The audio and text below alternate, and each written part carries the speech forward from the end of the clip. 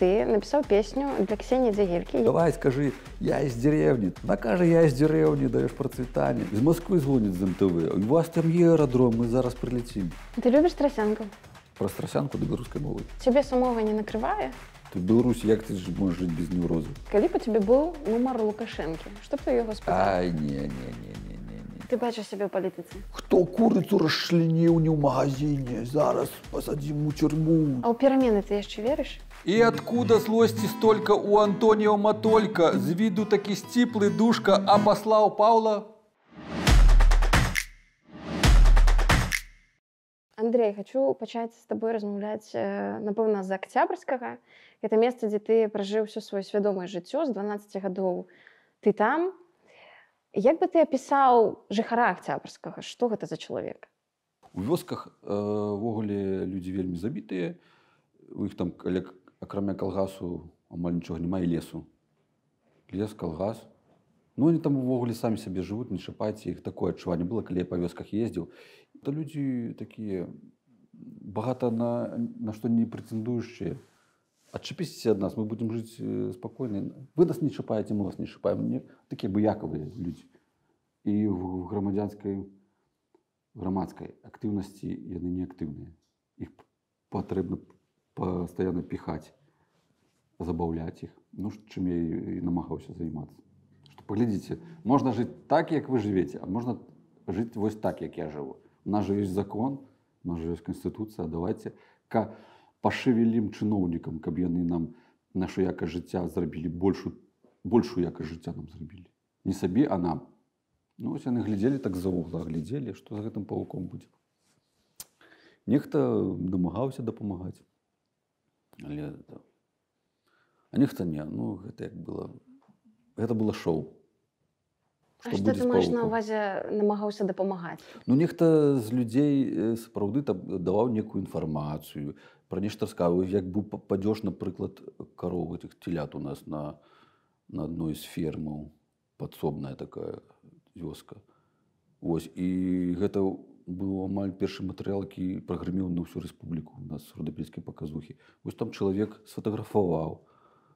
Я з'ездзіў, паглядзеў, туды паказаў. І вось, ну, людзі пачулі, што агалоска можа дапамагчы палепшыць якасць жыцця. Не толькі іх, але і гаспадаркі. Вось мы намагаліся гэта рабіць. Але чыноўнікам вельмі было крыўдна ад гэтага, што, бачыце ли, самаарганізацыя пачынаецца, самакіраванне. Гэта ж як-то, а мы на што тады, чыноўнікі гэтыя? Ну, і потым пачалі спробы, як бы, запалохаць мяне, запалохаць усіх гэтых людзей. Нават лайкі уже не можна было ставіць.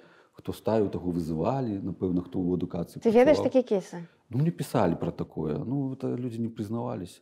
Але пісалі. Але ж можна лёгка ў гэта паверыць, калі выхаваўчая беседа прахадзіла на гэты конт. Ездзілі там інфармацыйныя всякія групы і гаварылі, што хай бы павук лапату ў руку взяў, што там піша. Ну, гэта было цікава, вот это батл гэта рабіць. Яны вельмі негібкая сістэма. Яны самі сябе заўсёды дыскрэдытавалі з гэтымі паводзінамі. Чаму табе было не ўсё роўна? Чаму не ўсё роўна? Вось, таму што я адчуваў сябе лепш за іх. І як я магу сваё жыццё загубіць на тое, каб моя творчая асоба не рэалізавала сябе ў гэтай лукашэнкаўскай клакі, у чыноўніцкай клакі. Я ж магу адзін быць лепш за ўвесь райвыканкам. В прынцыпе, што я і паказаў. Вось. Хто пра той Октябрьскі ведаў, калі б не павук? Цяпер ведаюць, што такое Октябрьскі, што такое Родабелка. Мэта была такая, што на мой досвед паглядзяць іншыя жыхары будуць таксама такімі ж. Так было? Лідарамі, думкамі. Так не было, але потым узяўся Ціхановскі Сергей. І вось ён как бы быў, дзе ён быў? Нідзе не быў, а потым стаў грамадскім актывістам. Гэта не азначае, што менавіта за мяне, так? Але ж чалавек уцяміў, што нешта яго ёкнула, што яму не падабаецца то, што адбываецца ў краіне, што трэба браць ініцыятыву на сябе. І ён вельмі добрую тактыку выбраў. Калі я па раёну ездзіў, даваў магчымасць людзям выгаварацца, то Сергей, ён паехаў па ўсёй краіне. І гэта быў вельмі моцны эфект дал. Мы ўбачылі, якая справа якія справы па краіне насамрэч. А як ты ставіўся да яго ў 20-м годзе? Ты падтрымліваў? Ціхановскі быў мне сімпатычны, конечно, я ему там песенки всякие перекидываю, на свой канал ставил. Тактика его была правильная, мне гэта імпанавала. Мне не спадабалася, калі ён выдвинуў сябе ў кандыдаты. Я подумаў, што такім чынам ён хоча легалізаваць цікавасць да выбараў. Але потом я зразумеў, што гэта была вельмі важная падзея і ўдалая, таму што насамрэч не байкот трэба рабіць, а менавіта трэба удзельнічаць у любой легальнай палітычных падзеях у Беларусі. Гэта больш шкоды надае рэжыму. І больш яны робяць памылак у такіх выпадках. І мы бачым, чаго вартая гэта сістэма, чаго вартыя гэтыя чыноўнікі. І вось так атрымалася, што рэжым зрабіў памылку, зрабіўшы стаўку на Ціхановскую, і выйшла неяк всё не па плану, пайшло. Слухай, вяртаючыся да Октябрьскага, я просто хочу зразумець, да? З аднаго боку, гэта такая бесперспектыўнасць, адсутнасць магчымасцяў, так, нейкая зашоранасць. З іншага боку, ён дае цябе, беларускаму грамадству, так, шоумена, крэатара, стваральніка абсалютна унікальных праектаў беларускіх. Як гэта магчыма? Ад чаго гэта залежыць? Таму што не проста талантліва, а потому што ёсць амбіцыі. У беларусаў няма амбіцый, ці ёсць, яны вельмі забітыя. Гэта са школы пачынаецца. Калі цябе вучаць дысцыпліне, калі твою асобу не разглядаюць, з ёй не працуюць, так? Забіваюць там садок, дысцыпліна, школа дысцыпліна, БРСМ, армія дысцыпліна, універ дысцыпліна. Всё, і ты уже прамыты, ты уже салдат сістэмы. Ты любіш родзіну, несмотря ни на што, ні насуперак усяму. Вось. А мне гэта было неутульна, таму што я адчуваў сябе лепш за гэтых людзей. Таму што і людзі вакол кажуць, што у нас такое кіраўніцтва. Ой, то. Ну як можна такого кіраўніка прызначаць кіраўніком, там, начальнікам? Все былі недовольныя, але ніхто нічога не рабіў такого, каб хаця б пра гэта расказаць у медыапрастранстве, што трэба так. У людзей не было пляцоўкі, дзе б яны маглі пра гэта расказаць. Я ж чакаў такого чалавека. Калі прыйдзе нармальны чыноўнік, службовец, калі нехта будзе лепш зробіць нам наше жыццё. І зразумеў, што трэба самому рабіць такому чалавеку. Вось. І у меня ўжо, я пачаў з творчасці сваёй, я навучыўся граць на гітары ў студэнцтве. І я падражаў Высоцкаму. Там всякие пасквілі на чыноўнікаў сваіх спяваў. І ўжо іх трэба было паказваць. А каму пакажаш? А страшна. Іх трэба неяк было дэманстраваць. А дзе ў нас такую пляцоўку знайсці? І прыйшоў в інтэрнэт у нас у Акцябрскі. І вось зрабіў я гэты канал. Пачаў песню ўкладу, там нікога не было, но уже адчуванне таго, што ты выклаў песню ў інтэрнэт, уже робіць некае, даюць табе задавальненне ад таго, што не проста так яна ў цябе ў галаве жыве. А потым дзе Гелька трапіла. На той же канал я выклаў, там нікога не было. Як гэта працуе, ніхто не ведаеш. А через 3 дня нехта паглядзеў і пайшло і панеслось. І вось тады я зразумеў, што я талантлівы вельмі чалавек, які можа адзін змагацца з цэлай сістэмай беларускай. Слухай, ну ты зачепіў ўжо Гельку, давай пра яе і пагаворым. Па-першае, напэўна, не ўсе памятаюць, бо ў 2012 годзе многім, можа быць, яшчэ было замала гадоў, каб сядзець у інтэрнэтах. Але тым не менш, гэта была гісторыя, калі ты напісаў песню для Ксеніі Дзягелькі «Я з деревні». Яна выстреліла, яна стала супер хітом, такім трэшавым хітом. Першы мільённы прагляд у беларускім сегменце Ютуба.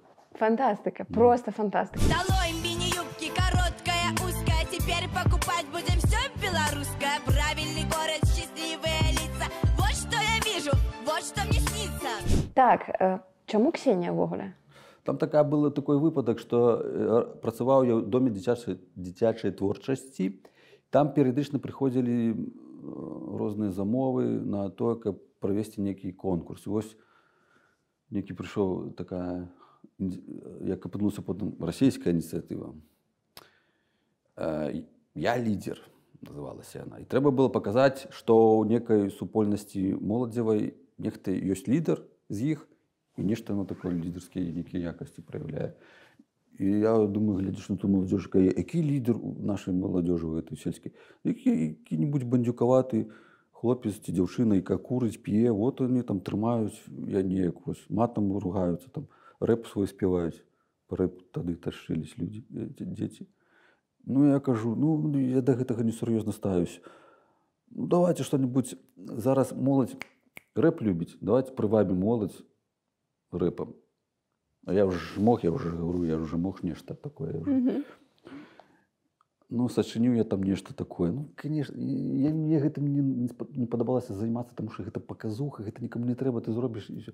Ну, я рашыў так рабіць, каб уже самому падабалася сцібацца. Першыя там слупкі я сачыніў бясплатна, падгузнікі, распашонку таму, хто радзіў 3 і болей ребёнка. Што там бесплатна. Тому, хто радзіў 6 і больше дзяцей, бесплатны білет на любімы хакей. З такімі стихамі я прыйшоў да нашага кіраўніцтва дзіцячай творчасці. Такі, они адчувалі, што гэта сцёб, але патэнцыял уже мой яны ведалі. Таму што слухалі мои запрещеныя песні і смяяліся. І нават прасілі выступіць на Дне педагога, на Дне прафсаюза, тайна, щоб ніхто не ведаў.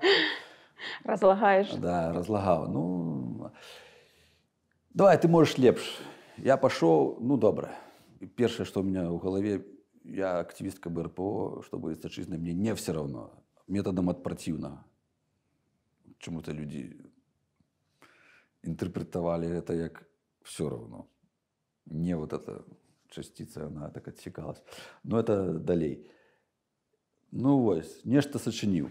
Я им говорю, вы мне подсказываете, что вам треба сказать у куплете, то бок кіраўніцтву. А я буду рифмовать. Там мы вёскі зарифмовали, Ледовый дворец тоже яны прапанавалі. Карацей, гэта не маё аўтарство полностью, а с кіраўніцтвам разом мы думали. Хай нам не остается, потому что они не претендуют на аўтарскія права. Знайшоў некую мінусоўку я в інтэрнэце, тому що пісаць рэп я не разумею, як яго пісаць, нашоў нешта такое. Выпадкова. Хто аўтар, не ведае, але бесплатная мінусоўка. То бок, сталі шукаць актывістку. Знайшлі самую дзяўчынку такую, якая, як скажу, як у нас выхоўваць, дысцыплінірованыя. Так? Дысцыплініравана дзіцё, якое давярае дарослым, якое не будзе працівіцца гэтым ініцыятывам. Вось, калі мы записывали, уже так пёрло, я говорю, давай, скажи, я из деревни там где-то. Она кажет, я из деревни, даешь процветание. Я тут уже как бы свою запускаю эту иронию, сарказм. Тут девчонка повторяет, что же дорослым треба же доверять. Я из деревни, даешь процветание, даешь стабильность. Йоу-йоу. Не ведаю, соображала она, что не соображала в этом справе. И все, я трымалася. На выходе трек трымаўся колбасный, нават рухаліся кіраўнікі наши, которые не сподобалось. Все, Мозырь поедем, короче, переможем. Мозырь мы чакали. Наступны был там некий тур в Мозырі. А я выклаў, потому что у меня были амбиции, бачу, что людям подобается. Я выклаў гэта ў YouTube, там, где было 3-4 подписчика, еще только я стварыў его. Через 3 дня я прихожу, вочы у директора круглые, я ей телефоную на телефон постоянно. А что робить? Я не ведаю, что робить. Яны у району телефонуют, что нам робить. Из Москвы звонят з НТВ. У вас там є аэродром, мы зараз прилетим. Запытаю, интервью хочуть взять. Короче, было дан приказ никому ничего не давать. А давать завтра, коли приедет БТ. Ось тоді мы опранулись, можете в интернете знайти. Там я молодый педагог, говорю, почему прекрасно спевать про деревню, почему треба нам построить Ледовый дворец. И вот. Ты потерпел к этой истории? Я ликовал, конечно, было страшно. Там 3 раза нас увольняли, снова обновляли с директрисой.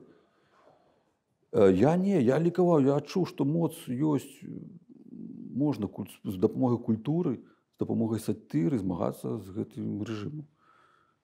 Я не разумею, чому інші так не роблять. Можна носити майки Берсе, просто. Их же ніхто не носіць паўсядзённым жыцці. А ты выйшаў на вуліцу, уже на цябе глядзяць як на дурня.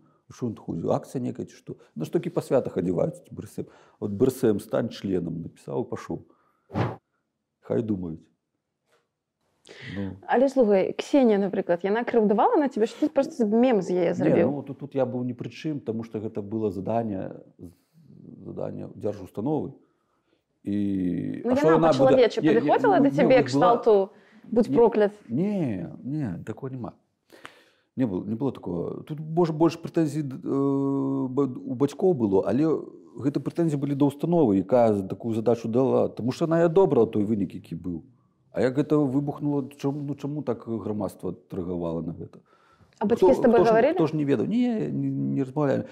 Нас запрашалі потым на журфак БДУ на экскурсію, тады дзігелькі прапанавалі нават бясплатна, калі яна школу закончыць, то бок без экзаменаў ідці.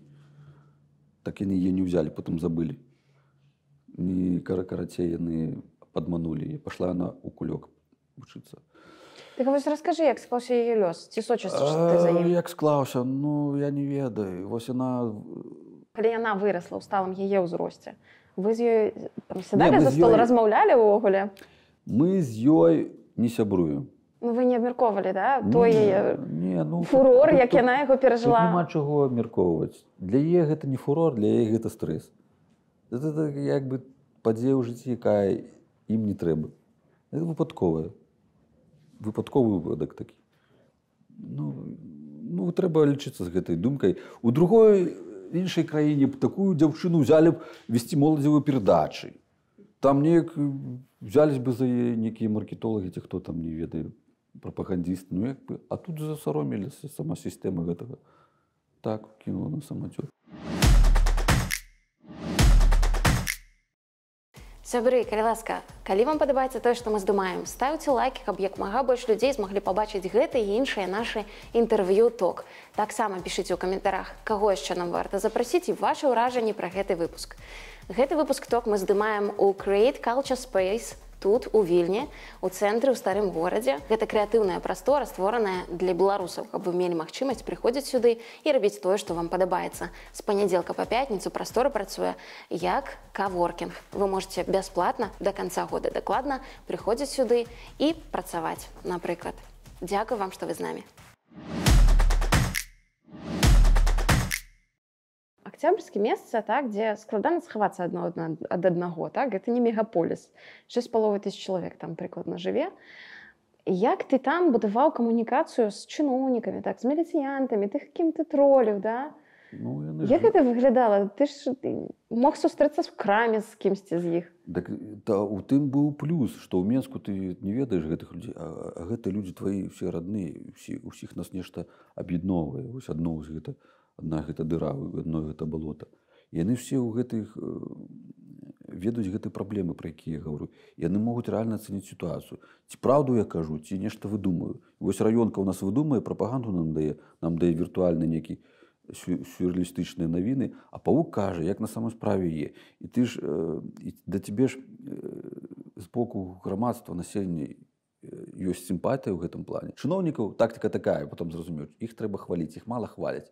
Яны вельмі да гэтага падкія. І от калі ты іх пахваліш, яны ўжо з табой гатовыя размаўляць. Яны самі казалі на тэлефонных лініях: ну што вы толькі дрэнна шукаеце, пахваліце нас. Ну тут я говорю, за што вас хваліць? Нагадайце, за што є. Так я пахвалю. Вось. Ну от я Валентину Шлапакову, я її зробив такой героїні, її ведають наші подписчики, и она вот в Минске познают, когда приезжает. Управляющий делами – это должность, которая предполагает контроль за сердцем работы исполкома. У меня сразу вопрос, а мозг райисполкома кто? Яны покрыўдзяцца, конечно, яны адчуваюць себе бездапаможнымі.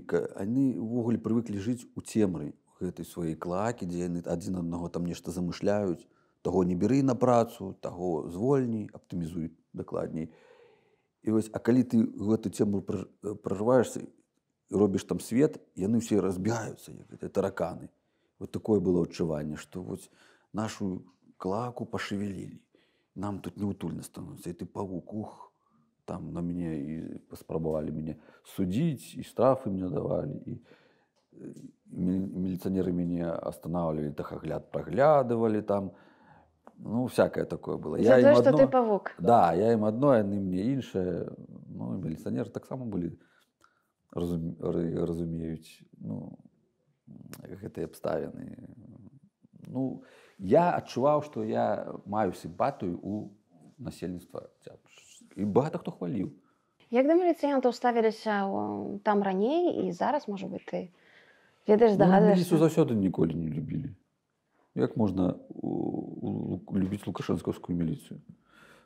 Просто што трэба разумець, што у міліцыі таксама людзі працуюць, ім таксама не падабаецца вся тая кухня палітрэпрэсій і загадаў і правіл, якія пануюць у сістэме. Але ж гэта добрая зарплата, можна пацярпець, да, адносна нейкія там сацыяльныя гарантыі, і быць ментом лепш, чым у калгасе працаваць, так? Больш у цябе нейкай сацыяльнай абароны ад дзяржавы. Таму можна забыцца на сваё сумленне, ну і трываць. А зараз яны ўвогуле нікуды дзецца не могуць. Зараз яны закладнікі сістэмы. Всё. Либо ты кат, либо ты ў турму ідзеш.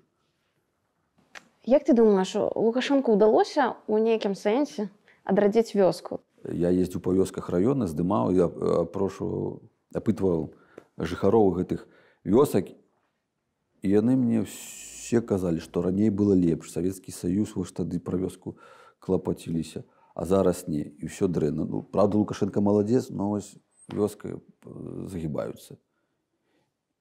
Ніхто ў гэта не верыў. Не было ніякага адраджэння вёскі. Нешта там пра аграгарадкі казалі. Ну, пра аграгарадкі я здымаў таксама. Нічога путнага там. Ніякай перспектывы там не было. Тых, што пішуць у газеце, што моладзь прыязджае, гэтыя выпускнікі, не выпускнікі, размеркаваўшыеся выпускнікі, размеркованыя. Так яны ж там это самае гаруюць, я да іх прыходзіў аднойчы ў вёску Красную Слабоду. Там іх праблема з дровамі, да? Дровы на зіму, напрыклад. Ну, як у маёй сестры было, на размеркаванне прыходзіла. Там з жыллём праблемы, там такое, вот эти холодныя дамы. Карацей, гэта ўсё паказуха. У цябе быў цікавы досвед, ты пэўны час працаваў лесніком. Я хочу цябе спытаць пра вось гэтага беларускага звычайнага рабацягу. Можаш расказаць пра яго праблемы, болі, хто гэты чалавек?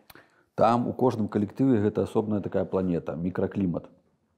Леснікі былі цікавыя мужыкі у тым плане, што яны такія, як я казаў Балаганаў, што нізшая каста самая, потом пакрыўдзіліся. Ну, такое было адчуванне. А чаму? Увогуле яны безправныя. Як сказаў начальнік, то будзеш на Красны Крэст здаваць. Я задаю пытанне, ніхто не задае пытанне. А навошта Красны Крэст? А што ён? Надо. Я говорю, так добраахвотна, да. Все равно сдай, надо. Все ж маўчаць, ніхто не это. Я говорю, так а ў чым сэнс? Ну, вось у такіх мелачах. Леснік я быў ніякі. Таму што гэта было заданне райвыканкама мяне туды сплавіць. Далей ад некага грамадска-палітычнага жыцця. Але гэта для мяне быў добры досвед паглядзець, як жывуць вот эти простыя, самыя нізкія па рангу людзі. Ну, зарплата у іх добрая у леснікоў была тады, так?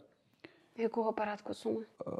Тады, можа $700 тады было. Ого, для Октябрьскага, я думаю, вау. Да, такое было, напэўна, як мне здаецца. Ну, да. І вось, але яны там і бухаюць. Ну, п'яныя заўжды. Ну, такое, на гэтага вочы закрываюцца. Ну, як такое разгільдзяйства какое-то. Як яны да ўлады ставяцца? Яны гэта... У іх пазіцыя такая, што гэта ўсё неправільна, але іншага няма. Трэба падпарадковвацца. Я ім пастаянна лекцыі чытаў, на гітары граў. Глядзіце, так-то, так-то, як так. Ну, таксама раз'юшваў гэта ўсё. Пытанні задаваў, чаму так, чаму не так. І ім гэта падабалася слухаць гэта. Гэта ім падабалася, ну, напэўна, слухаць мяне, таму што у іх будні заўсёды аднолькавыя, а тут павук ім спяе і раскажа нешта. Але слухай, ты згадаў гэты складаны час, калі рэальна цябе паўсюль футболілі 2 гады, па-мойму, так? Як ты сам сабе даваў рады з гэтым? Як ты гэта перажываў? Таму што 2 дзяцей у цябе ўжо было на той момант, Да. так? Глядзі, я ўжо на той момент пазнаёміўся з праваабаронцамі. Так? І яны мяне падтрымлівалі. Я уступіў у партыю ГП, і там былі аднадумцы. І я бачу, што людзей такіх багата. І што гэта... Беспрацоўных? Не беспрацоўных, а змагароў, ідэйных і свядомых. І гэта натхняла. І была там у нас яшчэ адна такая Альона Луцковіч, яна таксама была змагаркай, я таксама паўсюль футболе. І мы з ёю нешта, уже 2 чалавека, уже лепш. Воля павук да гэтага актыўна падключылася таксама. І ты разумееш, што цябе хваляць, вокруг цябе з'яўляюцца новыя цікавыя людзі, якія даюць табе цікавы досвед, якія табе даюць парады, якія дапамагаюць. Леонід Судаленко, ці Судаленко, не ведаю, як правильно, ён таксама практычную дапамогу стаў аказваць не толькі мне, але і жыхарам нашым, там прадавачкам дапамог штрафаў пазбавіцца, скасаваць штрафы, яшчэ камусьці. Ён прыязджаў да нас, мы рабілі перадачу, дзе ён распавядаў, як у той ці іншай сітуацыі, якая ў нас прыключылася ў Акцябрскім, трэба выходзіць. Маглі людзі прыйсці і атрымаць бясплатную юрыдычную дапамогу. Спачатку хадзілі добра, а потым уже запалохалі ўсіх, уже не хадзілі. Вось такія справы. Таму, калі ты трапляеш у асяроддзе аднадумцаў, ты бачыш, што ты маеш рацыю, што ты робіш. А ты у ГП перасякаўся з Канапацкай? Да, мы з ней добра сябравалі. Сябравалі? Хі-хі-ха-ха. Как сябравалі? Былі ў добрых стасунках. Што з ёй адбылося? Я не ведаю, это яе выбары. Увогуле, партыя ОГП яна стрёмная сама па сабе. Потым зрабіў вынік, таму што яны таксама нейкі дыктатарскі стыль быў кіравання ОГП. Кого менавіта? Я прапанаваў, например, ініцыятыву надзець усім майкі БРСМ і пайці, так, хадзіць. Или признаваться. Все члены АГП не подписывались на такое. Уже можно снизойти дзеля того, как эксперимент социальный провести. Я такие. Мне никто гэтай инициативы не цікавіўся гэтымі инициативами. Таксама Воля павук прапанавала, таксама туды пашла. Яна яшчэ больш раней разачаравалася. Там вельмі дзіўная стратэгія ў них. Там калі я намагаўся са службоўцамі, з сістэмай наладзіць нейкія адносіны, той ж БРСМ прасіўся. То бок, давайте пагаворым, давайте нейкую перадачу зробім з чыноўнікамі, тэлефанаваў. Нейкія акцыі прямога дзеяння рабіў. То там яны самі сабе. Добра, што ў нас ёсць вораг Лукашенко, мы супраць яго, самі сабе нешта такое робяць. Не было гэтага. У «Гавары праўду» была іншая стратэгія. Там было пацікавей. Хоць і Дмітрыева ўсе там шпіналі, піналі. Там было, ён да кожнага члена гэтага свайго гуртка, ён адносіўся вельмі з цікавасцю. Просто іх мала было, таму да кожнага з цікавасцю. Было мала, але у іх была тактыка правільная. Яны там пачыналі са скамеек, з пад'езда, вось гэта ўсё актыўнасць грамадская пачыналася з малага. Тое, што ты робіш у сваім пад'ездзе, тое, што робіш у сваім двары. Гэта было правільна. Там з ім было цікава. Я не быў членам, я там хадзіў. Я потым увогуле зразумеў, што лепш стварыць сваё, чым на якую-ці іншую канцэпцыю кідацца. На кожным дзяржаўным прадпрыемстве ў Беларусі ёсць свой ідэолаг. А то і два. Вось як у цябе тлустага троля, кажучы праўдзіва, складваліся стасункі з імі? Так ніяк. Ідэолаг у нас галоўны па ідэалогіі ў сацыяльнай сферы Елисеев Владимир Вячеславович. І што ты з ім? Як ты з ім усталюеш беседу, наладзіш? Ніяк. Не хоча ён гаварыць нічога. Саромеецца ён. Нават калі Шчербінская Лена прыязджала з Белсата і шукала Елисеева, она зашла к ему в кабинет и спытала: «Это вы, Елисеев Владимир Вячеславович?» Он сказал: «Нет». Вот так вот, такие идеологи. У чым бачыш сэнс гэтых ідэолагаў і то, што іх так у турме ёсць назіральнік, ідэолагі займаюцца тым жа. Калі нехта высунуў галаву, падняў, надо или опусціць эту галаву, тую ж масу. Ніхто не павінен вытырківацца. Яны назіраюць на тое, які настрой у грамадстве. Яны потым далажваюць камусьці, так-то, так-то, калі іх не атрымалася на месцы гэтым справіцца.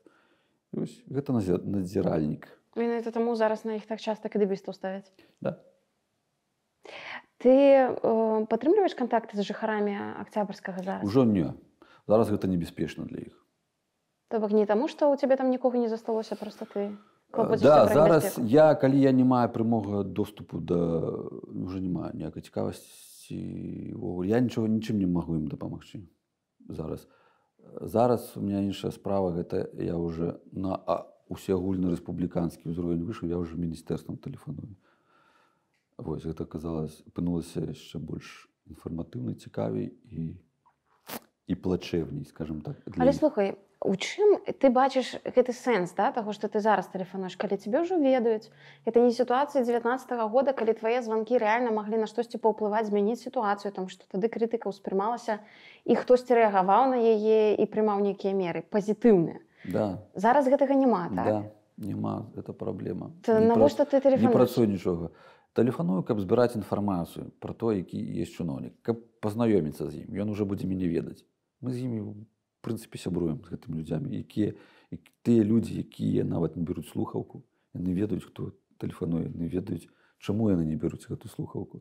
То бок, я папулярызую сябе сярод чыноўніцтва, сярод гэтага асяроддзя. І можа я першага, кого не згадуюць Лукашенка, а другога паук. Вось. Гэта праца Дзёргаеш за нітачкі сумлення. Да, гэта праца на сваю рэпутацыю, па-першае, гэта праца на збор інфармацыі, каб для наших нашчадкаў, для архіва. Вось такая была ситуация. Вот что сказал этот человек. Скажите, пожалуйста, вот тот Майбах, который принадлежит Александру Лукашенко, он является государственным имуществом или это личная вещь? Ну, извините, Андрей, но этот вопрос, скажем прямо, не относится к нашей компетенции. Вось як яны рэагуюць на вострыя пытанні. Зараз яны ўвогуле закрыліся і робяць себе клоунаў. Нават я в МЗС недавно тэлефанаваў замежных справ. Тарантатан такі Андрей Алексеевич, зараз я раблю передачу. Чого он мне нагаварыў? Ты ему аргументы, факты, а ён табе некий бредо, а ён табе намагаецца, амерыканцы тое зарабілі. А враги у нас такие и другие, а вот там Захад другой. Я говорю, что вы на этот Захад пинаете? Вы ж за конт, за лик западных технологий живете, развиваетесь, и ваша якость життя поліпшається за счет Захода. Россия вам такое, что Россия может, окромя зброї робити? Вам Захад поліпшає якость життя, и не гоните на его. Як ты думаешь, многие думают, что протестный у нас только Менск, так? А глубинка вся за Лукашенко. Насколько это правда? Ось меня здивила, Родобелка здивила. Я тогда сидел сутки у Калинковичах, а люди выходили, 200 человек выходило. Мы молодцы. Они меня здивили, сапраўды. Ну, зараз гэтых людей всех потом репрессовали, кому штрафы, кого нават и затрымлівали. Нават затрымлівали тых, кто не выходил, нават калі нам кватэру грамілі, нават казалі, што сяброўства з намі, але я думаю, гэта не просто так. Сказалі, просто быў загад. Зараз ёсць загад на запалохванне грамадства, перыядычна кагосьці трасуць. Камусьці, ну, і в Акцябрскім таксама павінна кагосьці. Трэба было зачапіць. Ну, зачапілі так. А ты сидел на сутках, тебе калі за што взяли? Тады ж выбары былі. І я здымаў, як Воля Павук была назіральнікам, як я на прэтэнзію чытала, я здымаў гэта. Ну, то бок, выбары ў нас праходзяць адкрыта і галосна, я пра гэта пастаянна нагадываў камісіі. Яны нешта крычалі, але не маглі нічога зрабіць, крычалі, а потым уже заяву накаталі. Но это уже з нагоды там ментоў ці каго там, кіраўніцтва ментоў. Мяне трэба было нейтралізаваць на перыяд выбараў і мяне на 15 сутак далі. Але прасіў я 10. Бо тады нешта яны сталі выпускаць людзей. Нешта яны спачатку пасадзілі, а потом сталі выпускаць. Што яны хацелі, не ведаем, дагаварыцца. Пасля гэтага я сняў эпічны ебацькаўскі наш мітынг. Там уже ебацькі ўсе это збіралі. Ебацька тады уже пашло в гэты лозунг. Раскруціўся. Потым мы з'ехалі ў Егіпет і не вярнуліся, таму што сталі нас цкаваць у Акцябрскім БРСМовцы. Кажуць, што можна вывесці чалавека з Октябрьскага, але нельга Октябрьскі вывесці Магчыма. з чалавека. Да, ёсць такое. З мяне не выйшаў Октябрьскі. Я па ім сумую, мне не хапае гэтага трэшовага контента. Так, але ён уже вось, чым больш часу праходзіць, тым больш з мяне выветрываецца гэта все. Напаўняюся еўрапейскім, гарадскім, вот гэтым усім іншым. Па чым ты сумуеш? Ну, по людях вот этих таких с цікавымі,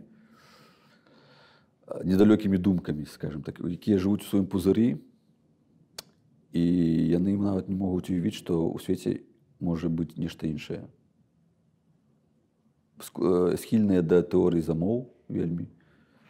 Это людзі, я калі жыў у Беларусі, я таксама быў схільны да тэорыі замоў, тому што я не мог зразумець, чаму я умны, малады, перспектыўны, і у меня неудачи постоянно тут. Ну, напэўна, гэта же дамасоны все придумали. Ну, а кто же? Не держава ж твоя, которая написана в Конституции, что ты имеешь там права, о, сколько ты можешь, тое. А на справе ты не можешь их реализовать ніяк. Напэўна, камусьці трэба, каб ты не реалізаваў себе ў гэтай дзяржаве. А тут уже такой патрэбы няма. Тут на гэта не звяртаеш увагі уже. І ты разумееш, адкуды гэта ўсе тэорыі замовы, гэта тактыка інфармацыйнай прапагандысцкай атакі з Расіі ідзе. Там такое любяць рабіць. Ну, не трэба вініць сваё кіраўніцтва ў тым, што ты жывеш дрэнна. Гэта ж амерыканцы, ўсё, это ж дамасоны і іншае. Так можна прасцей. знайсці, да, так прасцей. Ну, Як бы ты перайменаваў Октябрьскі? Ну, Рудабелка ж добра было б. Рудабельск, Рудабелка. Я перайменаваў. Ну, такое не, я б... Перайменоваць трэба ўсім рудабельцам, калі яны там з подпісі зберуць, калі яны на агульным сходзе гэта вырашаць, тады можна перайменаваць. Я ўвогуле гатоў на першы час узяць на сябе нейкія функцыі кіраўніка, але я не гатоў несці адказнасць за ўсё, што там адбываецца. Я за калектыўную адказнасць. Калі мы прымаем нейкае рашэнне, мы прымаем агульна. Усе рудабельцы, якія лічаць, што іх думка павінна быць пачута, усіх запрашаю на гэта. На якой мове гавораць рудабельцы? На мове саюзнай дзяржавы. Гэта Такія чыста дыялекты. расійская ці гэта трасянка? Трасянка, такія дыялекты, як аны. Ведаеш, што такое? Аны очень характерно. Качка, слова есть такие. Вот моя директриска любила качка, говорит, на утка, почему там так это было. Комарей, звездей. Такие вот диалекты. Что это вот разумеет? Например, печатывать. Что это? Печатывать. Что? Пекать блины. Кофе аэробика. Арабика, в смысле.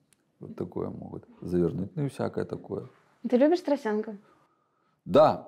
Люблю, потому что ранее, конечно, до гэтага ставішся, саромішся гэтага, але потым зразумеў, што праз трасянку можна беларусізіраваць беларусаў. Гэта лепш, чым на рускай мове чыста размаўляць. Вось. І як бы трасянку мы ўзялі ў абарот і пачалі яе папулярызаваць. Фанатычныя нацыяналісты, яны супраць такога, конечно. Але, ну, як мы бачым па краснай зелені, быццам бы гэта карыстаецца папулярнасцю. Трасянка. Ну, а што рабіць? Трэба ж гэта папулярызаваць праз трасянку да беларускай мовы. Як табе ўдалося угаварыць Маргарыту Ляўчук, оперную діву, стаць выканаўцай тваіх песень краснай зелені? Ну, не з першай попыткі, з другой, з трэцяй. Сама она подумала. Ну, тут был лёсавырашальны такі момант, калі Азаронак «Накажи их, Боже» выпусціў вот это сюжет. Боже, накажи всех, кто оторвался от народа, всех, кто предал правду и свободу. А я до гэтага я уже казаў, што давай спяем нешта з баявых песен. А чаго я это казаў? Пастаянна у мяне гэта ёсць намаганні праз песні, культуру прамываць людзям мазгі. Ну, вось, і Маргарыта Я ще не чув, як вона співає, але я чув, що вона ведаў, што вона певіца. Я їй прапануваў такое. Ну вось пасля гэтага «Накажи их, Боже» яна вырашыла зрабіць пародыю. Накажи их, Боже, накажи, совесть в души грешные вложи. На гэта мы зрабілі, гэта зайшло. Ну і вось яна зразумела, што гэта мае плён, таму што да гэтага часу навагалася, яна ж оперная певіца, а займацца самадзейнасцю некай, это ж, напэўна, не да твару. Але калі ты прыдумаў «Красную зелень» як праект? А вось калі мы спявалі вот это вот «Накажи их, Боже», а у той момант і ўзнікла гэта назва «Красная зелень». І все. Ну, так сама. Ніхто ж не думаў, як гэтым называцца. Ніхто не думаў гэтым займацца ўсур'ёз, насамрэч. І ты не думаў? Ну, просто паспрабаваць. Ты спрабуеш, табе падабаецца, іншым падабаецца, так і тады робім. Гэта ж не, ведаеце, трэба ж адчуваць разніцу. Калі ты ходзіш на работу, на нелюбімую, просто таму, што табе трэба грошы, як я гэта лесніком рабіў. А калі ты займаешся творчасцю, якую падабаецца табе займацца, якая табе ж і прыносіць і некія дывідэнды, фінансавыя, палітычныя і сацыяльныя. Што хачу сказаць, калі падабаецца справа, і ты бачыш, што падабаецца іншым людзям, тады, конечно, ты робіш, таму што гэта сацыяльнае паглажванне, да? Вот эти ўсе працуюць. Чаму ты ў акулярах заўжды ў кліпах? Нравится. Падабаецца. Ну, я імітую этого какого-то гопніка, БРСМщика, там, я батьку какого-то. Ну, так это выглядает. Ну, повинен быть некий образ. Как будет образ? В образ. В образ.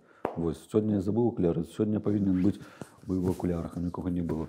Ну, вот мастерку я взял. Хто ўвогуле прыдумляе ваши вобразы сцэнічныя? Ну-ка, тут кожны сам. Ну, так домовись. А что там их придумлять? Не, ну, типичный я батька, какой он. Ну, Маргарита сама придумала свой образ. Она до этого... На что, сама придумала? Таленавітая, да. І да гэта ж у яе была баба Рыта. Я паглядзеў, так мне спадабалася, маладзец. Таксама пра вёску там было цікава. Вельмі ўдала. Ну, актрыса она добрая. І певіца, актрыса добрая. Чалавек яна хорошы. Вось, она сама придумала. А што мне там заставалася придумаць? Что-нибудь такое на мента падобнае. Стыль.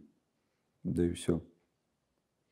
Ці не крыўдна табе, што ты як творца, як стваральнік гэтага праекта, ідэйны натхняльнік, як бы ўсё роўна застаешся на другой пазіцыі, так? Не. Слава, любоў, ну, тут, найперш Маргарыце адыходзіць. Не, это натуральна, нормально, так і є. Трэба ўмець быць другім. Как Брежнев умел. И стал кем? Генсеком. Тут нет, так а за что тут биться? Нет, поначалу было такое отчувание. Было. Але, ну... А в чем проблема, я думаю? Что мне славы мало или что? Будь мне славу еще. Мне больше она повольно прийде. Я ще, ведаеш, я разумею, чому красная зелень патрэбная зараз. Чому яна стрэліла. Я разумею, чому яна трэба людзям, так? Але вы смяецеся, так, з гэтага трындзіца, які пастаянна адбываецца. У нас там кожны другі ўжо ў дэпрэсіі. Ходзіць да псіхолага. Вось цябе самога не накрывае?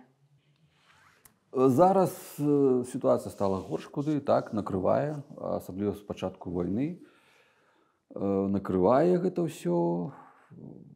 А людзі патрабуюць, забаўляйце нас. Ну, ёсць як бы думкі, вершы нараджаюцца, іх трэба яксі выкарыстоўваць. Не ўсе вершы Маргарыта згодныя рэалізоўваць чамусьці, ну, гэта я там асабістыя справы. Вось, но потым быў перыяд заціш'я, калі яна займалася сваімі справамі, а потым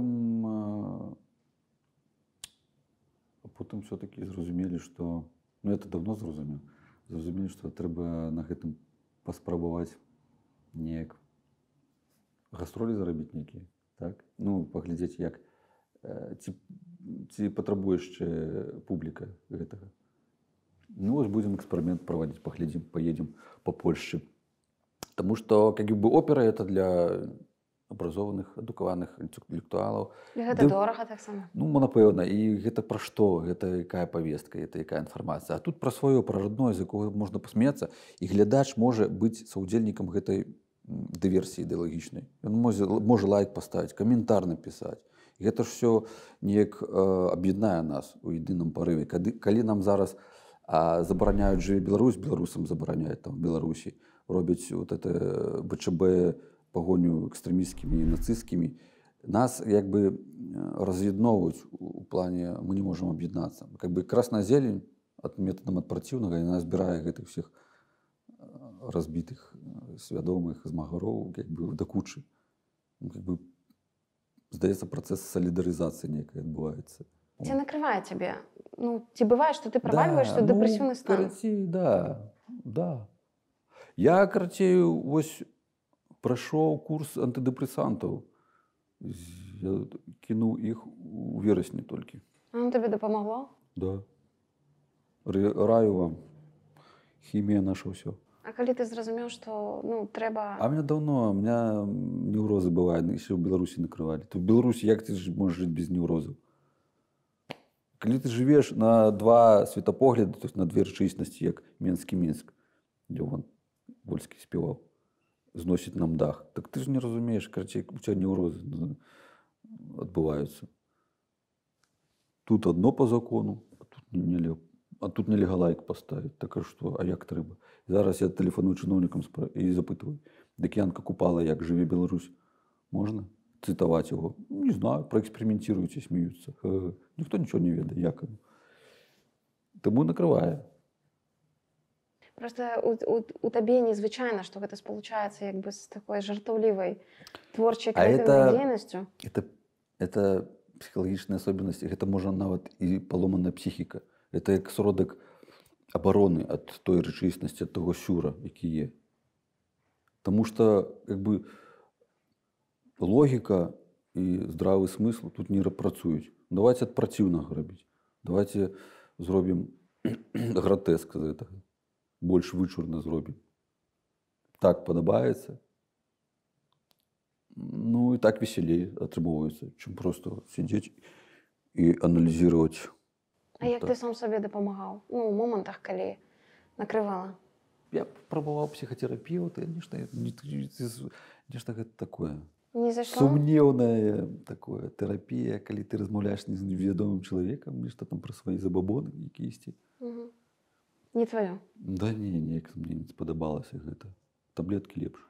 Я зараз у басейні плаваю, допомагає мені. Став уже остеохондроз пробирати. З басейном норм. Треба більше, можна путешествувати більше, куди з'їздити, поглядіти. Це так само допомагає. Чим просто сидіти і кожен день робити одну і ту ж працю. А у тебе немає відчування такої вини за те, що у тебе все окей, ти можеш там вандровати, відпочивати, а люди в Білорусі не можуть? Ну тут що, я ж багато чого зробив, щоб отримати цю можливість жити свободно. Люди, які живуть в Білорусі, я їм своїм підписчикам казав, з'їжджайте. Ну, коли всі з'їдуть, то в Білорусі не залишиться. І що? Ну, що вам та Білорусь? Робіть Білорусь поза межами Білорусі. Робіть Білорусь за межами Білорусі. Що? Ну, така ситуація, що захоплена територія. Територія захоплена, окупована.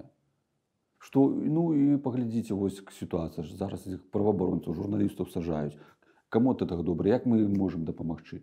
Люди не з'їжджають. Ну, це їх особистий вибір. Не ведаю, яку вони користь принесуть. Ти не віриш у те, що... Працюючи там на систему і фінансуючи її. Але ти не віриш у те, що переміни можливі тільки внутрі Білорусі? Ні, зараз ні. Не вірю. Я не чекаю все ж таки лідера. І я чекаю допомоги Заходу. Тільки Захід тут може розрулити. А як він може розрулити? Я не ведаю, які його рішення є. Ну, перша, як по мені, проблема – це Путін, русский світ. А не буде Путіна, Лукашенко пойде одразу на Захід молитися і говорить, що це не він був закладником, він хороший, він готовий на перемогу, дайте гроші. І все таке. І тому політзакладника він бере для цього. І для каб заполохати, і каб потім торгувати їм. Ти віриш у те, що Лукашенко може змінитися? Да. Так це ж хитрий. Він же готовий для своєї влади на все, що завгодно. Хорошо, він може розкаятися? Ні, не може. Не може. Він тільки перед Путіним може розкаятися. Він же ні разу пробачення не просив ні у кого з білорусів. То і у Путіна. З чим ти зараз зв'язуєш магчымыя перамены ў Беларусі? Ты ўвогуле верыш у тое, што яны магчымыя яшчэ? Уже я перестаў пра гэта думаць, што яны магчымыя. Я прасцей, напэўна, новую Беларусь зрабіць за межамі Беларусі, той Беларусі фізічнай. І так будзе, напэўна, прасцей. Рэалізаваць беларускасць. Гэта не будзе Беларусь. Ну, а як ты бачыш Беларусь? Гэта таксама, што яўрэі ўсё роўна рана ці позна зразумелі, што ім трэба свая зямля. Без зямлі это ўсё... Вось мы так будзем мыкацца, хадзіць 40 год, а потом знойдзем. Што мы можам ли мы перамовы весці з Лукашенко, з той уладай? Ну, зараз Лукашенко не хоча перамоваў. А, ён не хоча, таму што ён у закладніках. Там вельмі ўсё за гэтай вайной, ўсё вельмі закруцілася не так, як трэба. Яны там все, здаецца, у Крымлі на какаіне сядзяць. У іх рэчаіснасць іншая зусім. Сабралі старыя дзеды. Нешта прыдумалі сабе, а рэчаіснасць аказалася іншая. Усё там запущена. А цяпер што з гэтым рабіць? Слухай, ну ты ж ім тэлефануеш, так, расійскім чыноўнікам перыядычна? Ну, так, перыядычна не чыноўнікам, але ў Міністэрства абароны тэлефанаваў, камусьці ў адміністрацыю ў Белгарадзе. З бабкай гэта разбіраўся, што ў Белгарадзе паставілі з чырвоным сцягам. Вось што там у галовах? Там, ведаеш, больш яны разняволеныя такія па адчуванню. Здаецца, Расія, а нашы ж больш забітыя чыноўнікі. А там яны больш такія свабодныя ў думках сваіх. Вот мне здзіўляе гэта. Ўсё ж такі неяк у іх пасвабодней. А наколькі яны шчыра вераць? Не вераць. Не вераць, але даводзіцца ківаць галавой, таму што ўсё стала кепска. Там былі людзі, которые табе ў размовах казалі, што мы супраць Пуціна? Не было такіх. Не было такіх. Вельмі здзіўляе фонд міра. Смаленскі там тэлефанаваўшы якісьці, яны такія, якія-то ватнікі, говорю, вы ж фонд міра. Ну, такое. Дарэчы, беларускі фонд міра вельмі сумневная арганізацыя, на якую збіраюць грошы. Прасцей, больш апраўданей стварыць фонд вайны. Ты разумееш, для чаго гэта? Чым фонд міра? Ну, это же для дурняў. Калі я трапляю на когосьці чалавека, які мае рацыю і правільныя думкі кажа, адэкватныя, я такіх не публікую. Ты ж былі такія? Рэдка, але былі. Таму не магу. Якое твоё галоўнае адкрыццё за гады тэлефанаванняў і размоваў з беларускімі чыноўнікамі у іх? У іх? Што ты зразумеў пра беларускага чыноўніка? Што гэта чалавек у палоне. Яго трэба выратоўваць. Ратаваць яго трэба. Ён вінцік проста і не можа казаць тое, як павінна быць. Гэта закладнік. Яму плацяць за гэта. Кожны чалавек, задача кожнага чалавека знайсці сабе утульнае месца ў жыцці. Вось. І неважна, пры якім гэта рэжыме будзе. Таму што людзі наражаюцца для шчасця, для добрага жыцця, для працвітання, вось, а не для пакут. І таму людзі бесхрабетныя, калійныя, неідэйныя, яны будуць пагаджацца на ўмовы мацнейшага. І гэта натуральна. Таму чыноўнікі беларускія не такія. Напэўна, в самай версіі, там лютыя фашысты, там ідэйныя. А гэтых перавыхаваць можна. Калі влада зменіцца, яны все переабуюцца. Іх не трэба будзе звальняць? Люстрацыя для іх, па-твойму, трэба? Ну, ведаеш, тут павінна быць такая люстрацыя. Я нават не ведаю, што з чыноўнікамі рабіць. Тут па тых справах, якія натварылі пры рэжыме, трэба глядзець. З ментамі ўвогуле не ведаю, што рабіць. Можа, тут народны суд павінен быць, не ведаю, як гэта. Але я не веру, што будзе ўсё на дамовах. Пакуль жывы Лукашенко, будзе бойня крывавая. Яму адступаць няма куды. Гэта жахліва. Вось гэтыя чыноўнікі беларускія, яны ідэйна прыхільныя Лукашэнку шчыра, ці гэта такі прыстасаванцы проста збольшага?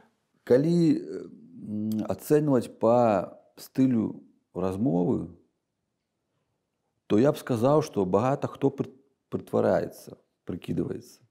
Але ёсць ідэйныя. Як недавно я тэлефанаваў у камітэт па навуке і чаму там?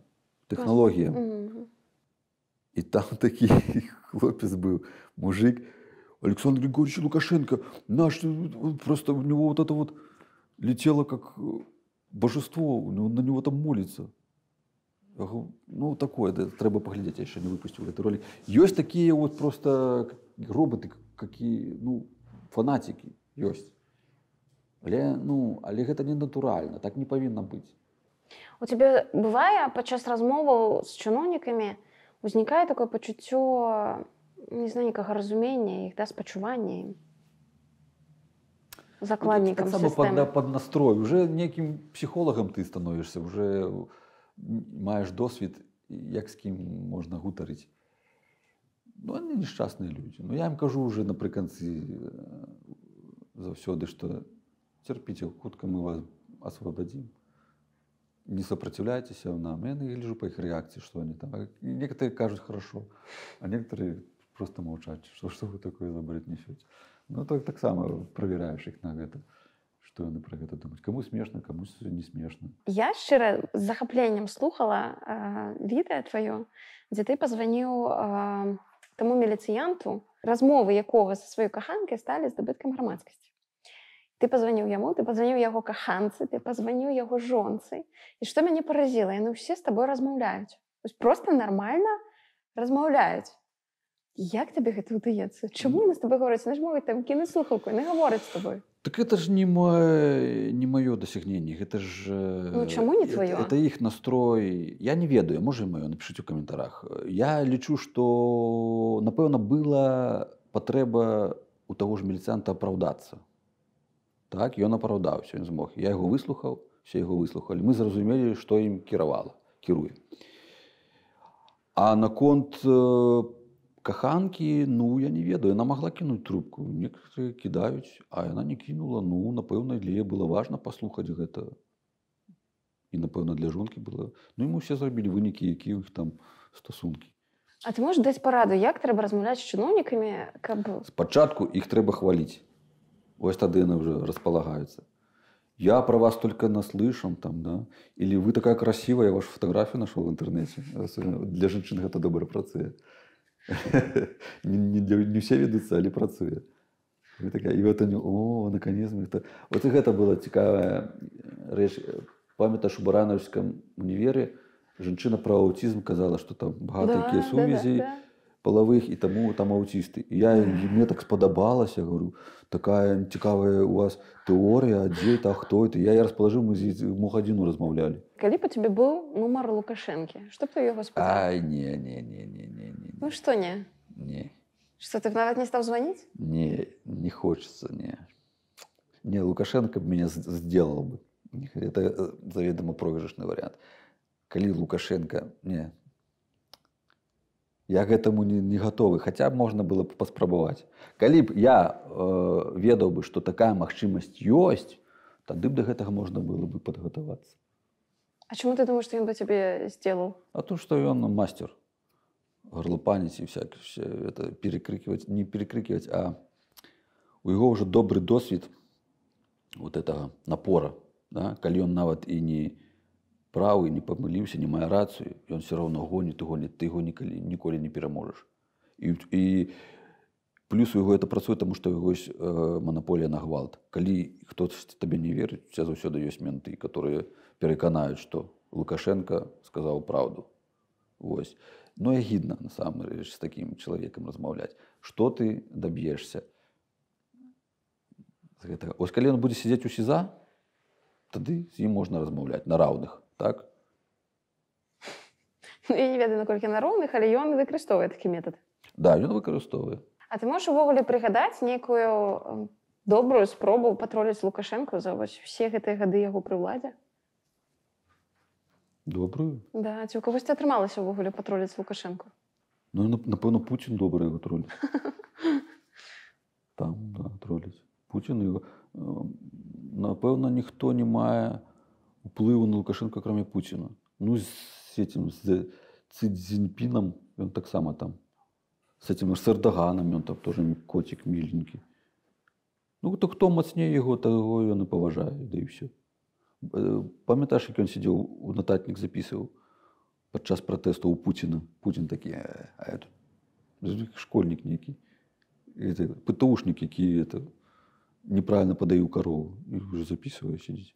І так само, як яго записваюць там журналісты. Да, а ў сябе ён уже такі, о, хто курыцу расчленіў не ў магазине, зараз пасадзім у тюрьму за это. Ой, такая показуха.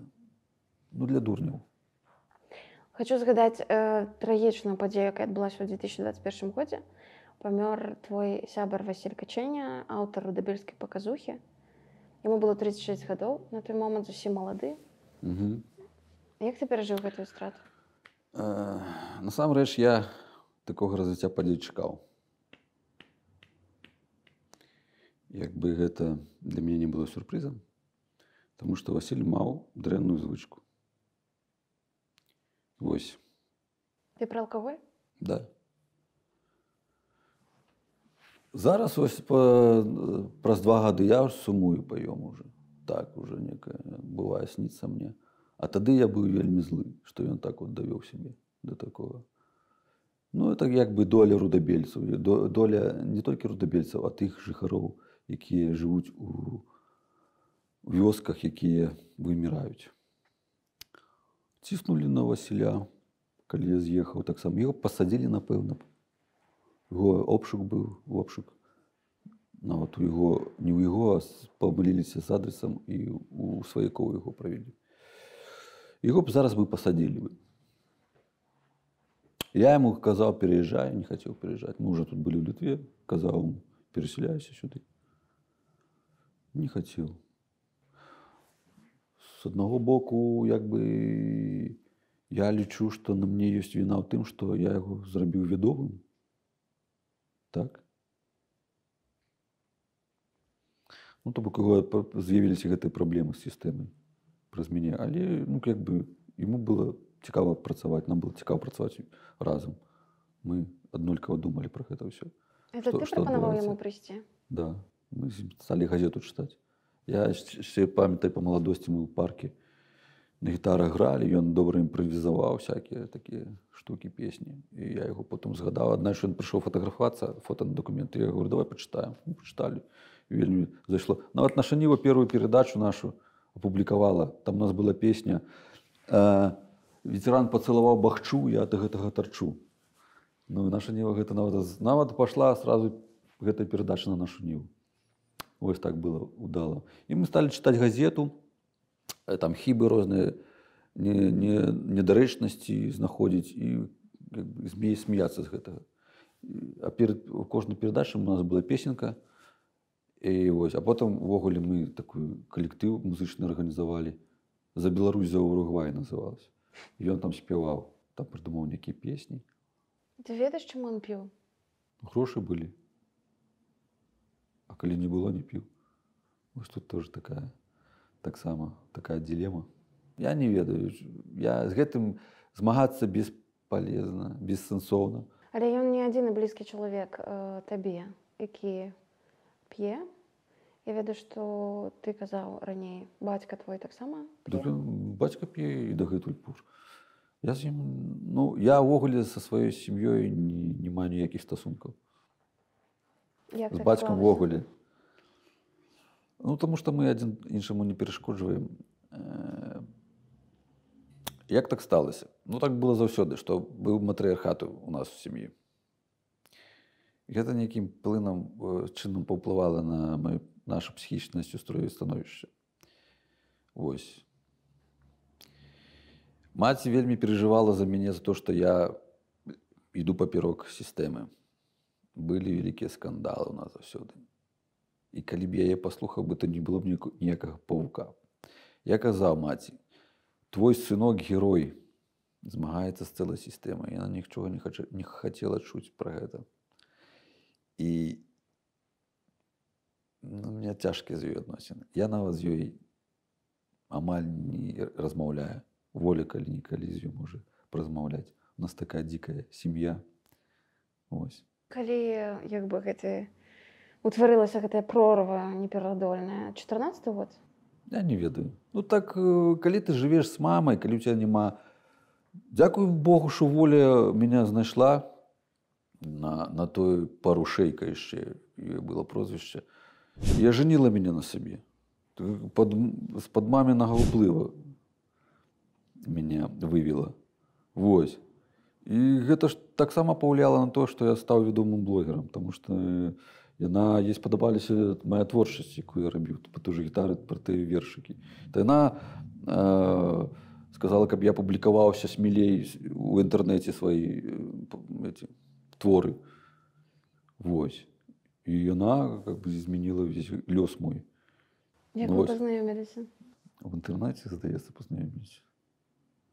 В интернете познакомились, я ж нечто написал, гляжу там з вёскі. Что написал, а потом на купалі сустрэліся, сфотографовал, а потом что? А потом она працавала ў раённай газеце ў чырвоным кастрычніку. А мяне туды не бралі, а яе ўзялі. Ну, я як бы дапамогай яе дабываў інфармацыю пра мікраклімат, які там пануе. Вось, а потым. Ну, потым сталі часцей сустракацца. І яна мяне падтрымлівала. Не было іншых дзяўчын, якія б раздзялялі маю думку наконт становішча ўсяго і ў краіне, і ў раёне. І нават гэта яна прыдумала першае, што трэба чытаць. Яна працавала ў газеце, яна ведала ўсе ці хібы, яна выпраўляла гэту ўсю карэкціроўку робіла і казала, якія там дуракаватыя журналісты працуюць. Вось. І таму гэта яна была мотиватором того, каб газету читать. И... Так она корректоркой была там? Да. Но она, нет, она верстальщиком была. Верстку набирала. Вось. Ну и вот познакомились. Потом дети пошли. И все как у всех. Потом развелись. Як так здарилось? Нормально так здарилось. А як надо? Ну, ты казаў, што ты расчараваўся ў інстытуце сям'і. Які момант гэта адбылося? Ну, потому что у меня семьи нормальной не было. А дети гэта такая беда, что да, в этом свете багато спакус всяких. Ты хочешь здымаць, а трэба за дзіцямі глядзець. Ну, такое. Мы, калі радзілі дзяцей, мы зразумелі, што не гатовы стаць бацькамі. Ой, нема у нас, у Беларусі няма гэтага, як інстытут сям'і, ці ўвогуле в школе гэтаму не вучаць. Навошта размнажацца? Для чаго? Што потым будзе? Ёсць вот эта праблема. І калі б мы ведалі, чаго гэта варта, не жаніліся б, наверное, не заводзілі б дзяцей.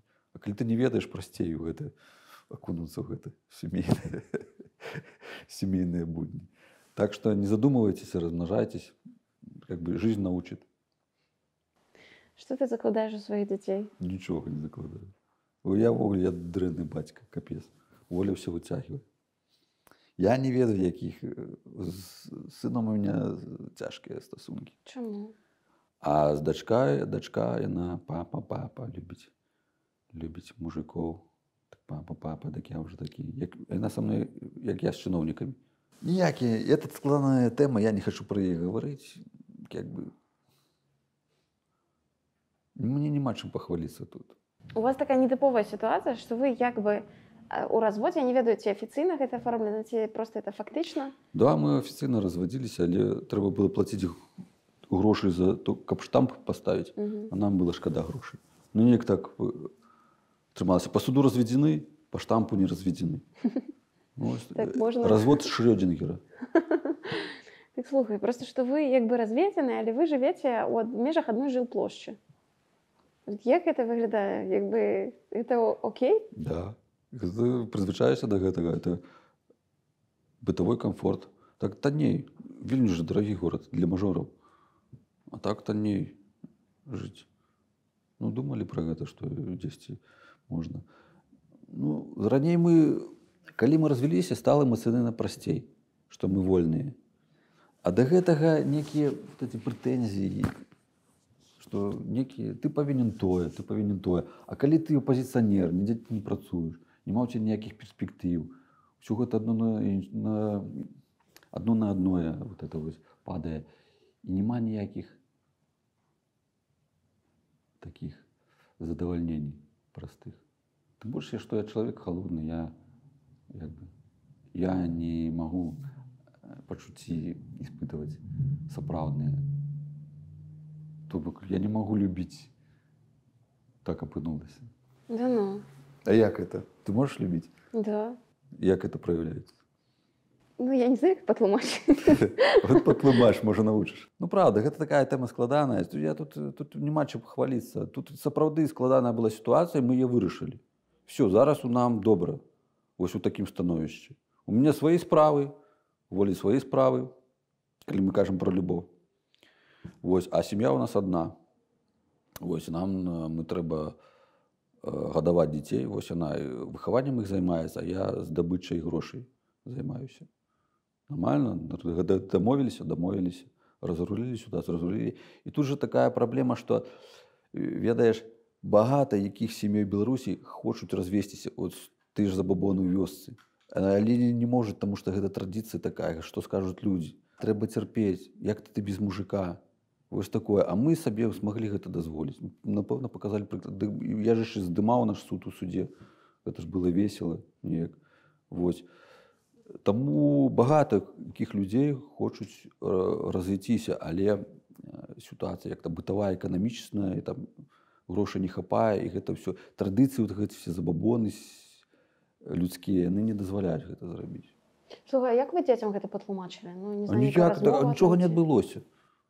Мы ж все адно разам. Нічога такого не адбылося. Чаму ты так варожа ставішся да Ціханаўскай?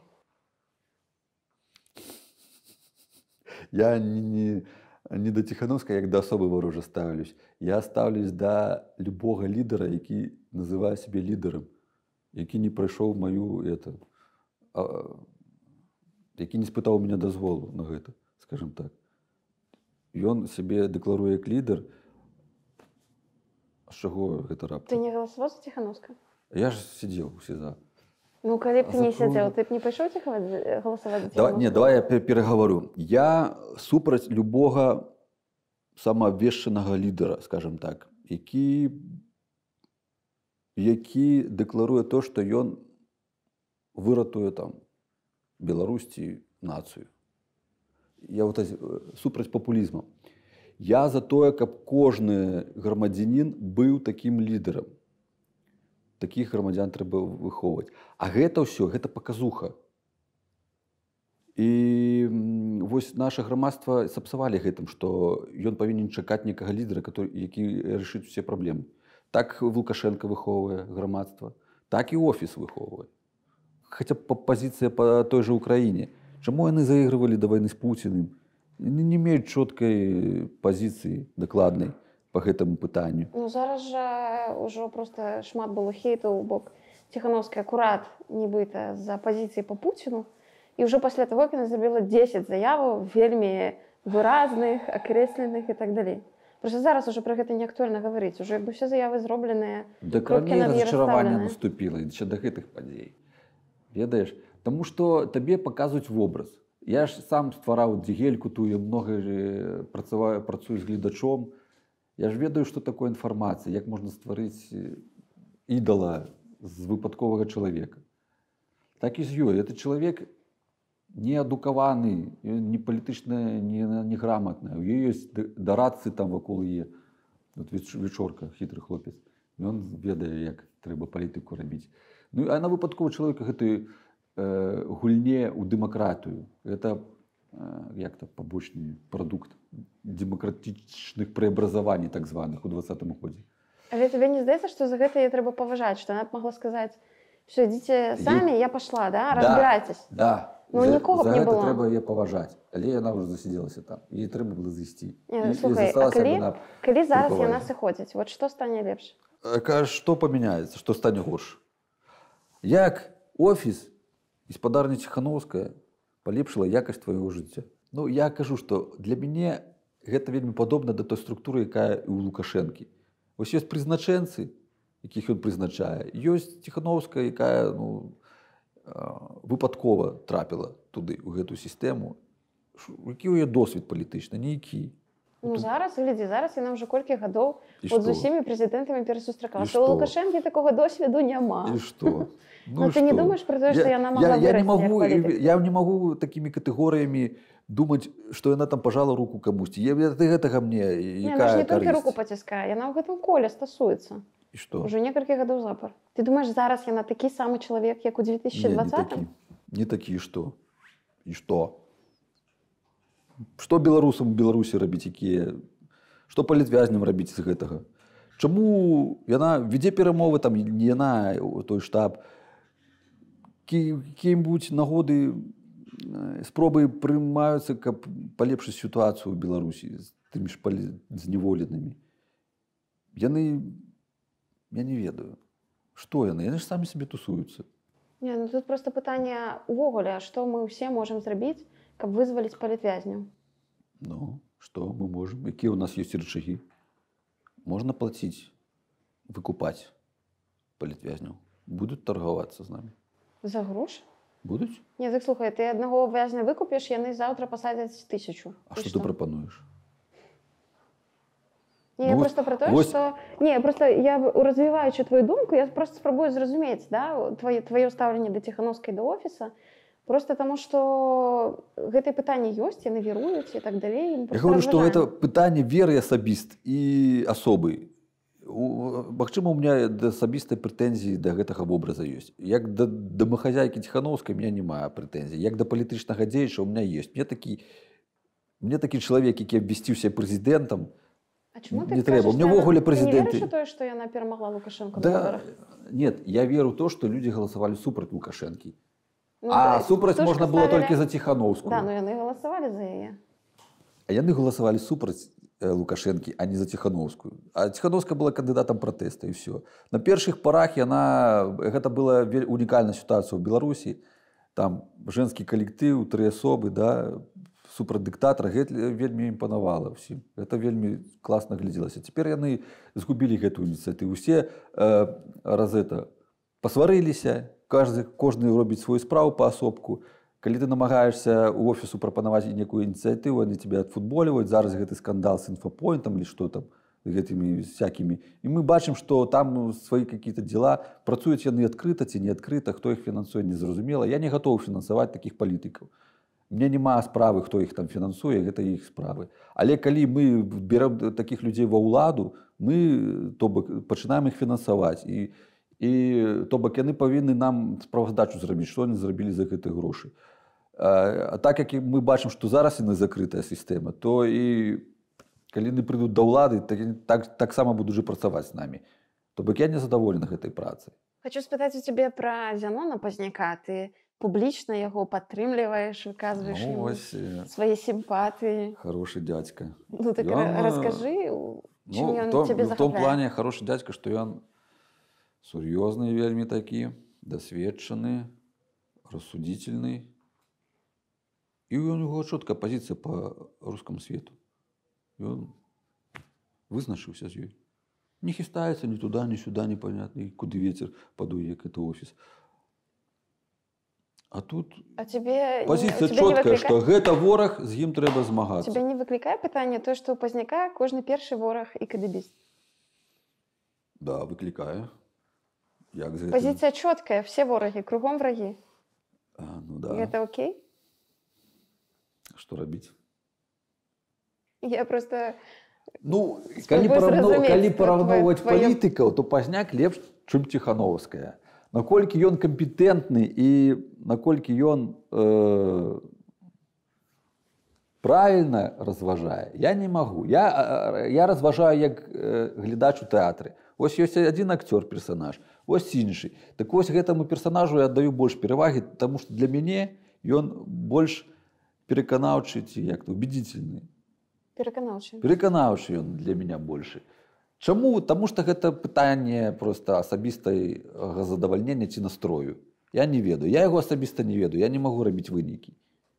Мы робім вынікі па тым персанажам, якія нам паказваюць са СМІ. То бок я казаў, што інфармацыя гэта страшная зброя масавага траплення, паражэння, як это будзе.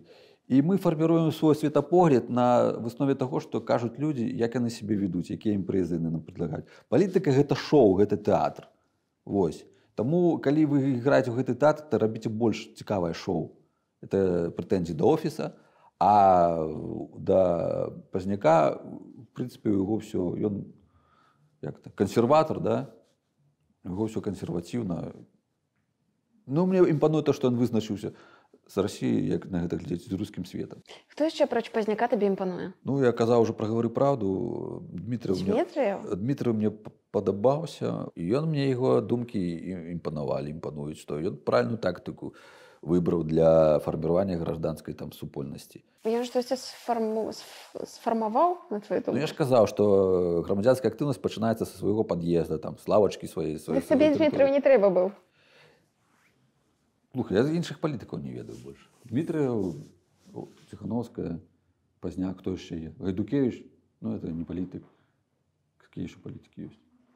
Ну, ёсць, напрыклад, Дашкевіч, Статкевіч, Някляеў. Ты ўжо запытаў. Шушкевіч быў раней. На жаль, пайшоў ужо са свету. Не, пра палітыкі... Не могу сказаць, што у Беларусі палітыка аднаго палітыка, і ўсё. Хто большае зло, Лукашенко ці Пуцін? І тое зло. Адзін прадукт Саўка і іншы прадукт Саўка. Яны же ў адзін перыяд наражджоныя. Вось. І яны закладнікі гэтага становішча свайго. У чым ты расчараваўся за гэтыя 2 гады выгнання? Я зараз разочараваўся ў тым, што бескроўна можна ўладу памяняць, зменіць. А ў перамены ты яшчэ верыш? Да, безумоўна, у гэта трэба верыць. Усе мы марым пра тую Беларусь, у якую мы вернемся і будзем жыць вольна, свабодна і рэалізоўваць свае ініцыятывы і задумкі. Што для цябе галоўнае ў гэтай новай Беларусі, пра якую ты марыш? Каб грамадства не шукала сабе хазяіна, каб яно самакіравалася, самаарганізавалася. Што для цябе ўвогуле сёння такое добро і зло? Добро той, хто перамог. Вось раней так не думаў, а зараз пераможа Лукашенко, будзе ён добро тварыць. Перамогуць змагары, будуць яны добро тварыць над ябацькамі то у тым жа ліку. Добро – это калі ты не робіш дрэннага іншаму чалавеку, калі ты не вторгаешься, как говоришь, не влезаеш у яго асабістую прастору, калі ты не робіш дрэнным яго якасць жыцця. Тады гэта добро. А зло? А зло, калі ты намагаешься яго пераканаць у чымсьці, прычым з гвалтам, з манаполіяй на гвалт. Ты будзеш казаць, што гэта чорнае, а не белае. Таму што я тут, хто там, сіла, я тут власць. Гэта зло. Кім ты бачыш сябе у бліжэйшай будучыні, там, гадоў праз 5? Ну, я думаю, што артыстам, кім-небудзь музыкантам, але Зеленскі з артыстаў прыйшоў у палітыку, да? Вось гэта нешта блізкае да гэтага. Вось такое. Ты бачыш сябе ў палітыцы? Да, ну я ж займаюсь палітыкай. Палітыка – гэта справа кожнага, насамрэч. Гэта не справа палітыкаў, то справа кожнага. Вось гэта мы будзем пра гэта вучыць людзей і захвочваць іх да гэтага.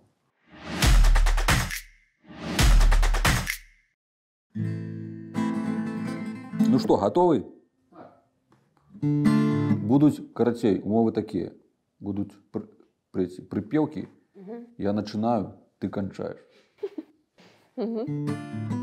Палітычныя прыпеўкі. И откуда злости столько у Антонио Матолька? С виду таки стиплый душка, а послал Павла? Матушка. Правильно, молодец. Берем тебя на подпевки. Хопіць штаб піарить толькі, кажа Вероніка, і в органы з Валером створым контролюющие. СМИ. СМИ, молодец. Смотри, какая способная девочка попалась. Як заметил кто-то метко, едет штаб у кругосветку. Руку тут пожмуть и там, подпишись на... Инстаграм. Молодец. Сообразительный.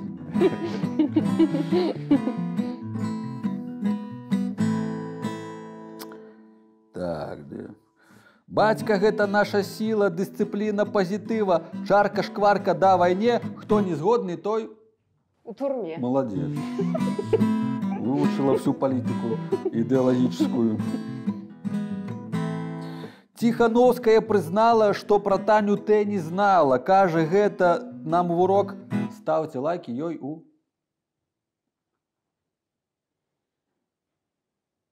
Давай заново. Тихановская признала, что про Таню Т... Тихановская признала, что про Таню З не знала. Говорит, гэта в урок. Ставьте лайки ей у... Ну, вы в комментариях напишите, Наста не сообразила чуть-чуть. Добро, добро. Ну дай подсказку. Ну, какая социальная сеть еще есть? ТикТок! Во, ТикТок, молодец. Молодец. Ну, 5 тебе, дай 5. Все, отрымалось. Будьте такими способными и креативными, как Наста. И вам будет счастье. Та-дам! Берем красную зелень на потанцовки и фокусы.